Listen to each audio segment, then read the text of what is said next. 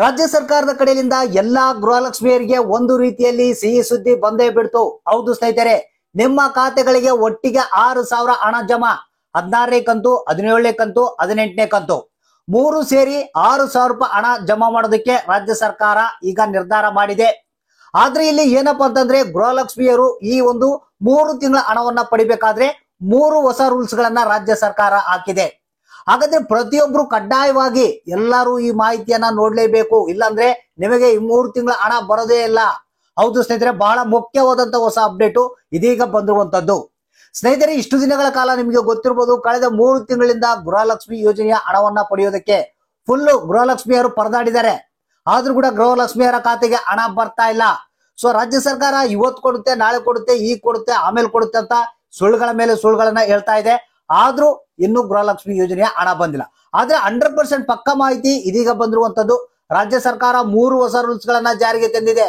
ಗೃಹಲಕ್ಷ್ಮಿ ಯೋಜನೆಯರು ಅಂದ್ರೆ ಗೃಹಲಕ್ಷ್ಮಿ ಯೋಜನೆ ಹಣವನ್ನ ಪಡಿಬೇಕಾದ್ರೆ ಎಲ್ಲಾ ಗೃಹಲಕ್ಷ್ಮಿಯರು ತಿಳ್ಕೊಳ್ಳೇಬೇಕಾದಂತ ಮಾಹಿತಿ.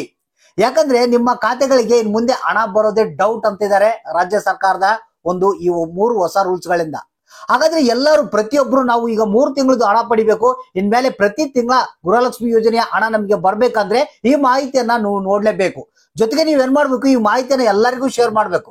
ಯಾಕಂದ್ರೆ ಬಹಳ ಮುಖ್ಯವಾದಂತ ಹೊಸ ಅಪ್ಡೇಟ್ ಇದು, ನೀವು ಕಡ್ಡಾಯವಾಗಿ ತಿಳ್ಕೊಳ್ಳೇಬೇಕು, ಈ ಒಂದು ಮಾಹಿತಿಯನ್ನ ನೋಡ್ಲೇಬೇಕು.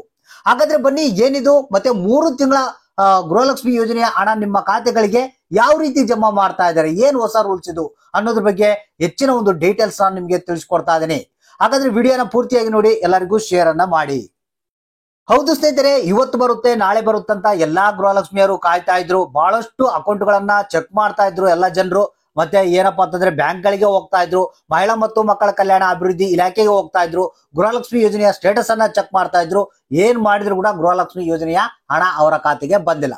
ಸೊ ಇದಕ್ಕಾಗಿ ಇಲ್ಲಿ ಏನಪ್ಪಾ ಅಂತಂದ್ರೆ, ರಾಜ್ಯದ ಜನರು ಏನಂತ ಇದಾರೆ, ನಿಮ್ಮ 5 ಗ್ಯಾರಂಟಿಗಳನ್ನ ಬಂದ್ ಮಾಡಿಬಿಡಿ, ನಮ್ಗೆ ಅವಶ್ಯಕತೆ ಇಲ್ಲ, ನಿಮ್ಮ ಸರ್ಕಾರವೇ ಬೇಡ ಅನ್ನೋ ಒಂದು ಆಕ್ರೋಶವನ್ನ ರಾಜ್ಯ ಸರ್ಕಾರದ ವಿರುದ್ಧ ಜನರು ಆಕ್ರೋಶವನ್ನ ವ್ಯಕ್ತಪಡಿಸ್ತಾ ಇದ್ದಾರೆ. ಸೊ ಇಲ್ಲಿ ರಾಜ್ಯ ಸರ್ಕಾರ ಈಗ ಮಾಸ್ಟರ್ ಪ್ಲಾನ್ ಅನ್ನ ಮಾಡಿಕೊಂಡಿದೆ. 3 ತಿಂಗಳ ಉಚಿತ ಏನು ಈ ಒಂದು ಗೃಹಲಕ್ಷ್ಮಿ ಯೋಜನೆಯ ಹಣ ಏನಿತ್ತು ಅದನ್ನ ಬಿಡುಗಡೆ ಮಾಡೋದಕ್ಕೆ. ಆದ್ರೆ 3 ಹೊಸ ರೂಲ್ಸ್ ಗಳನ್ನ ಜಾರಿಗೆ ತರಲಾಗಿದೆ. ಇದು ನಿಮಗೆ ಗೊತ್ತಿರುವಂತಹ ಒಂದು ಮಾಹಿತಿ ಇದು.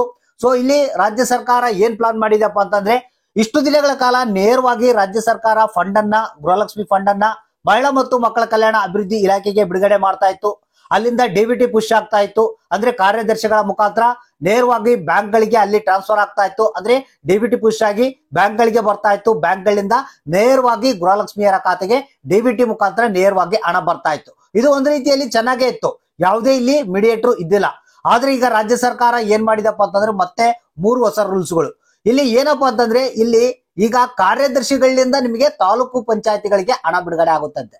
ಅಂದ್ರೆ ಇಲ್ಲಿ ಏನಪ್ಪಾ ಅಂತಂದ್ರೆ, ರಾಜ್ಯ ಸರ್ಕಾರ ಹಣವನ್ನ ಬಿಡುಗಡೆ ಮಾಡಿದ್ಮೇಲೆ ಈ ಒಂದು ಮಹಿಳಾ ಮತ್ತು ಮಕ್ಕಳ ಕಲ್ಯಾಣ ಅಭಿವೃದ್ಧಿ ಇಲಾಖೆಯ ಕಾರ್ಯದರ್ಶಿಗಳಿಂದ ತಾಲೂಕು ಪಂಚಾಯತ್ಗಳಿಗೆ ಬರುತ್ತೆ, ತಾಲೂಕು ಪಂಚಾಯತ್ಗಳಿಂದ ಆಮೇಲೆ ನಿಮ್ಮ ಖಾತೆಗಳಿಗೆ ಹಣ ಬರುತ್ತೆ ಅಂತ ಹೇಳ್ತಾ ಇದ್ದಾರೆ. ಅಂದ್ರೆ ಇಲ್ಲಿ ಯಾವುದೇ ಇಲ್ಲಿ ಏನಪ್ಪಾ ಅಂತಂದ್ರೆ ಮೀಡಿಯೇಟರ್ಗಳು ಉಟ್ಕೊಳ್ತಾರೆ. ಸೊ ಅದಕ್ಕಾಗಿ ಜನರ ಖಾತೆಗೆ ಈ ಒಂದು ಹಣ ಬರೋದು ಬಹಳಷ್ಟು ಪ್ರಾಬ್ಲಮ್ ಆಗ್ತಾ ಇದೆ ಅಂತ ಬಹಳಷ್ಟು ಮಂದಿ ಇದನ್ನ ಹೇಳ್ತಾ ಇದ್ದಾರೆ. ಸೊ ಯಾಕಂದ್ರೆ ಇಲ್ಲಿ ಏನು ತಾಲೂಕು ಪಂಚಾಯತ್ಗಳಿಗೆ ಹಣ ಬಂದ್ರೆ ಅಲ್ಲಿ ಏನಾಗುತ್ತಪ್ಪ ಅಂತಂದ್ರೆ, ಜನರು ಹೋಗಿ ತಾಲೂಕು ಪಂಚಾಯತಿಗಳ ಮುಖಾಂತರ ಹಣವನ್ನ ಪಡೆಯೋದಕ್ಕೆ ಗೋಗರಿಬೇಕು, ಲೈನ್ ನಿಂದಿರಬೇಕು.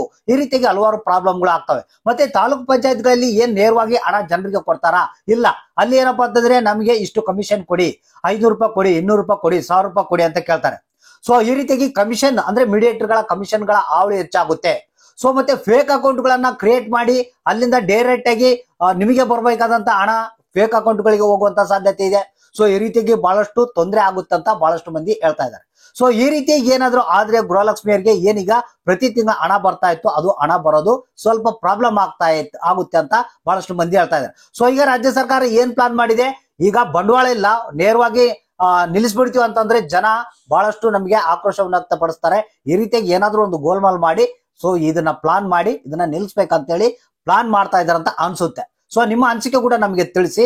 ಸೊ ಇದ್ರ ಜೊತೆಗೆ ಇನ್ನೊಂದು 2 ಅಪ್ಡೇಟ್ ಏನಪ್ಪಾ ಅಂತಂದ್ರೆ, ಈಗ ಏನು ಬಡವರಿಗೆ ಮಾತ್ರ, BPL ರೇಷನ್ ಕಾರ್ಡ್ ಇದ್ದಂತವ್ರಿಗೆ ಮಾತ್ರ ಈ ಒಂದು ಗೃಹಲಕ್ಷ್ಮಿ ಯೋಜನೆಯ ಹಣ ತಲುಪಿಸಬೇಕು ಅಂತ ಪ್ಲಾನ್ ಮಾಡ್ತಾ ಇದ್ದಾರೆ.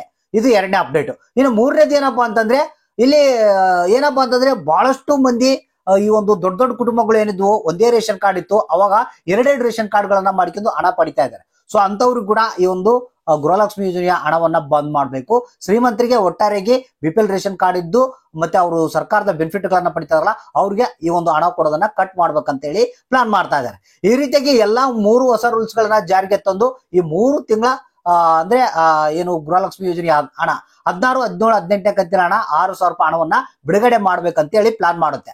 ಅಂದ್ರೆ ಇದು ಹಣ ಕೊಡುತ್ತಾ ಇಲ್ಲ, ಇನ್ನು ಇದು ಮುಂದೆ ಇದೆ, ಇದು ಗ್ಯಾರಂಟಿ ಇಲ್ಲ ಅಂತ ಬಹಳಷ್ಟು ಮಂದಿ ಹೇಳ್ತಾ ಇದ್ದಾರೆ.